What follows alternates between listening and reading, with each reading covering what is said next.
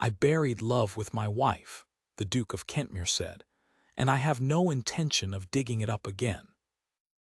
He heard the book fall before he understood what it meant.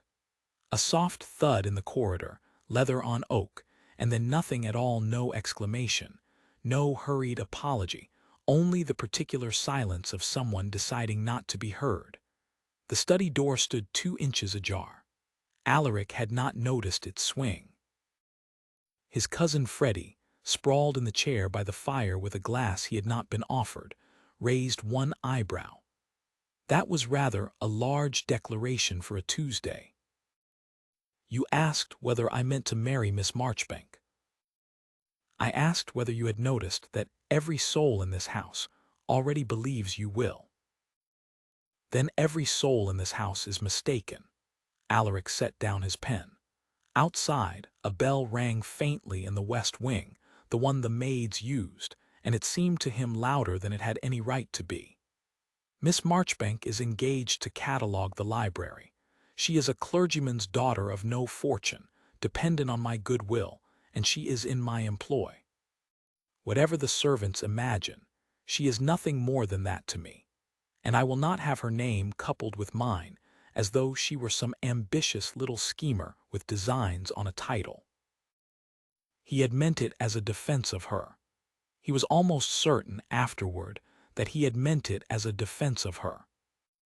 Freddie looked past him at the door, and then at the carpet, and drank his wine.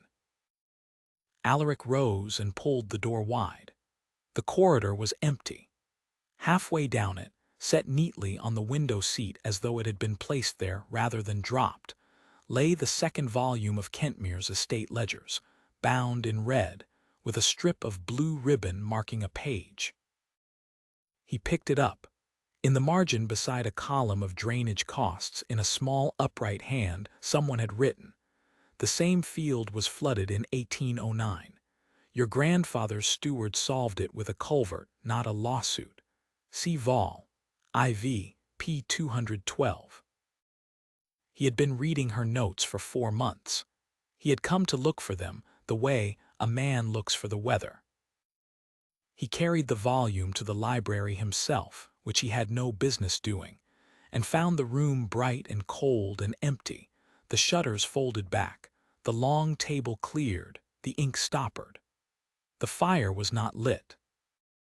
She had lit that fire every morning since October, though it was not her work to lay fires, because she had discovered he wrote his letters better in a warm room.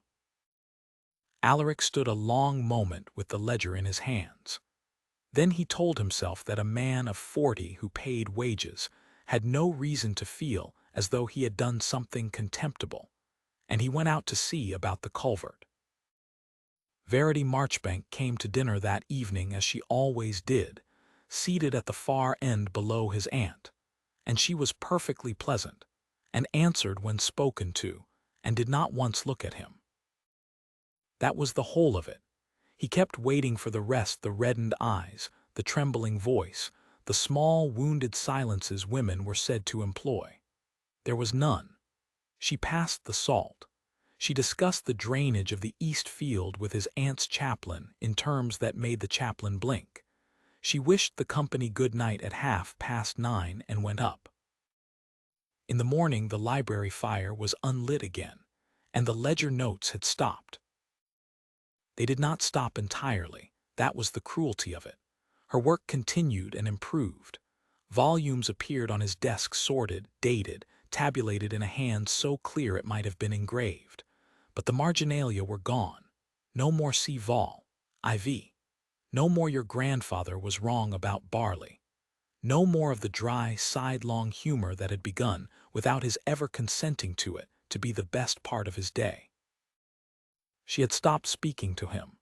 She had merely stopped speaking to him in the only language they had.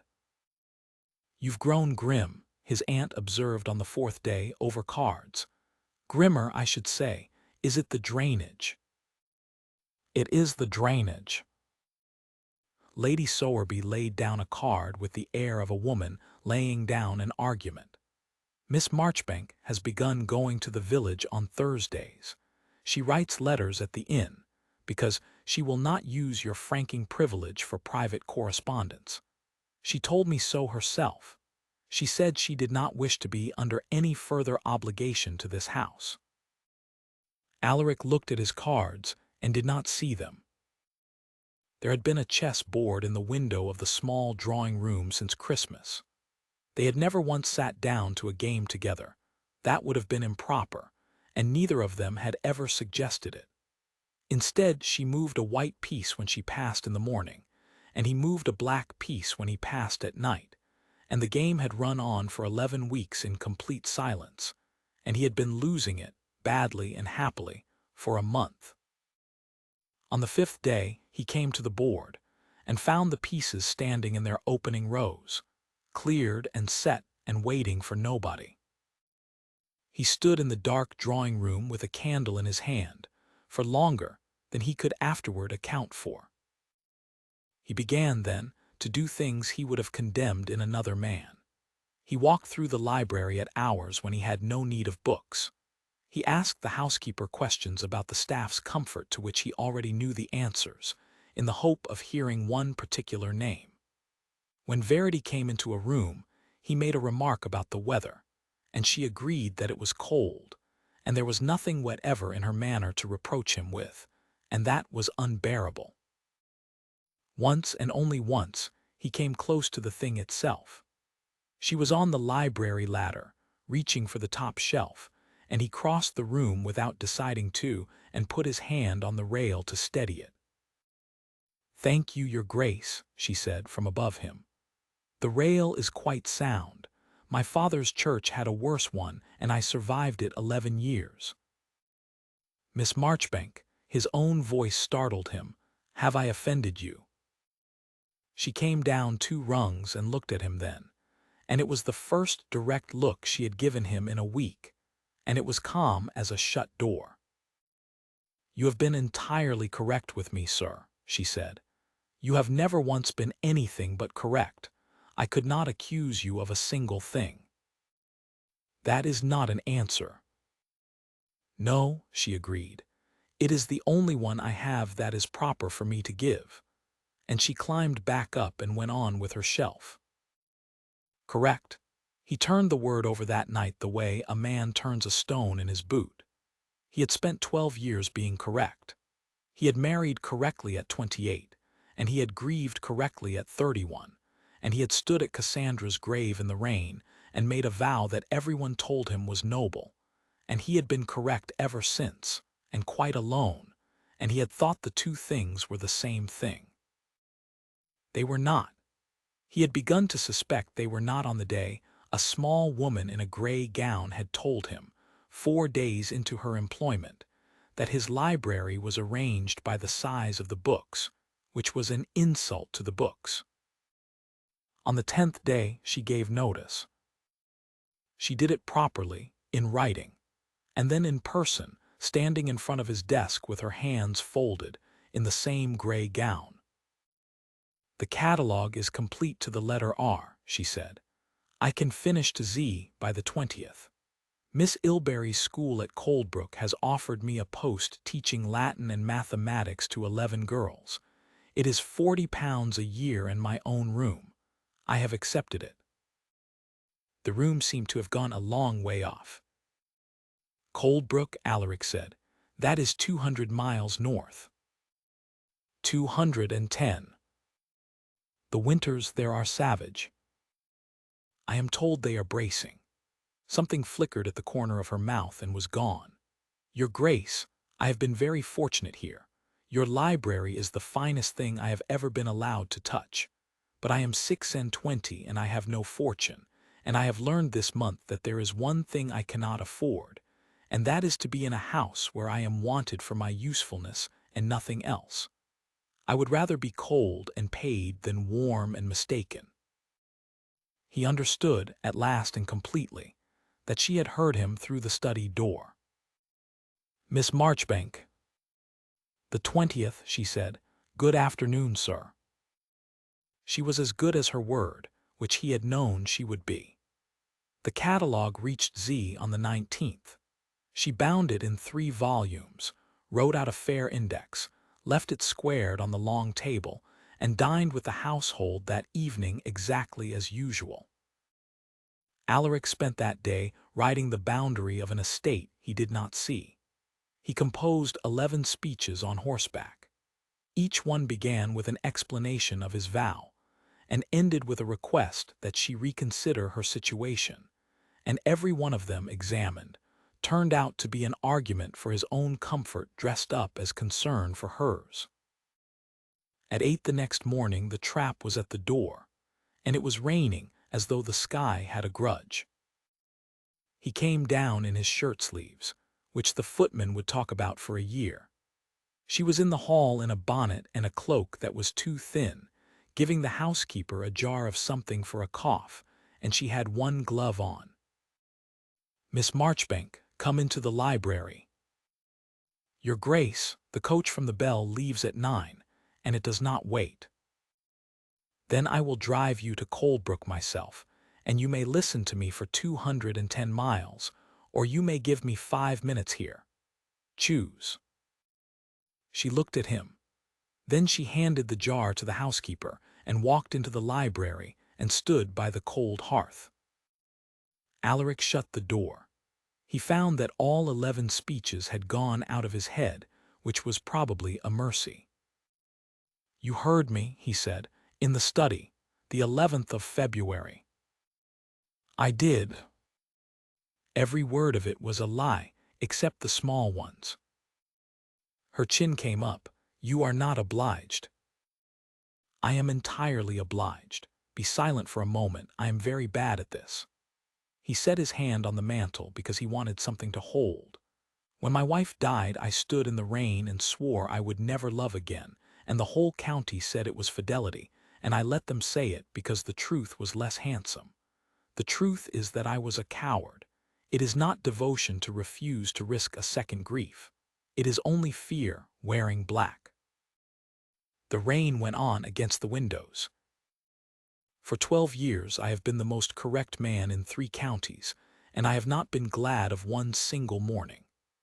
Then a clergyman's daughter came here and insulted my library, and lit my fire without being asked, and wrote in my ledgers that my grandfather was wrong about barley, and beat me at chess 11 weeks running, and I was glad. I was glad every day. And when Freddie asked whether I intended to marry you, I heard my own vow standing behind me like a creditor, and I was afraid of the county, of your youth, of my own age, of losing anything again, and so I said you were nothing more than my employee. I said it loudly. I said it where you could hear it, God forgive me. It was the most contemptible sentence of my life." Verity Marchbank had not moved, but her hands had come unfolded. "Then you set the chess pieces back in their rows," he said, "and you stopped writing in the margins, and you were flawlessly, unfailingly correct with me, and I discovered what it is to live in a house where a woman has decided, very quietly and without one word of reproach, to stop hoping. I would rather be shouted at for a year. I would rather be struck." "I do not strike people," she said. Her voice was not quite steady. "And I did not stop because I was angry with you. I stopped because I am not a fool, sir. A woman in my position who goes on hoping after she has been told plainly ends as a joke or worse. So I put my hope away. It was the only property I had, and I put it away, and it was the hardest thing I ever did, and I would thank you not to take it out again unless you mean it." "I mean it." He crossed the room. He did not touch her. He stopped a foot away, close enough that he could see the rain on her shoulders had begun to soak through, and he thought that if she said no he would have to be correct for the rest of his life. "Verity, I am asking you to marry me. Not to stay, not to be looked after, to be the Duchess of Kentmere and the mistress of that library, and to write in my ledgers in ink, and to go on beating me at chess until I am too old to see the board." She was quiet for a moment that went on a very long time. "You said it in front of your cousin," she said at last, "that I was nothing more." "I did." "Then you will say the other thing in front of somebody."